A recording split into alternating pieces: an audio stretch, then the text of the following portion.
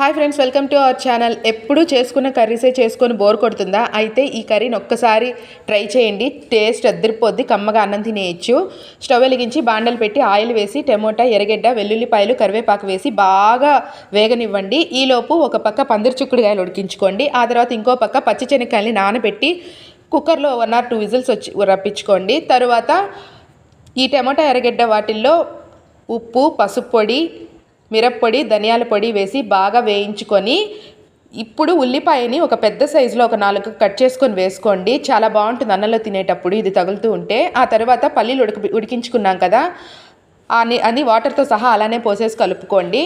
తర్వాత మామిడికాయ ముక్కలు ఉన్నాయి చూసారా, మామిడికాయ ముక్కలు వేసుకుంటారు కదా, ఈ కర్రీ సూపర్గా ఉంటుందన్నమాట. తర్వాత పందిరి చిక్కుడుకాయలు కూడా వేసి ఈ వాటర్ అంతా దగ్గర పడి ఉడికేదాకా బాగా కలుపుకుంటూ ఉడికించుకోండి. కర్రీ అంతా దగ్గర పట్టిన తర్వాత కొత్తిమీర వేసుకొని దించేసుకోవటమే. Please subscribe to our channel.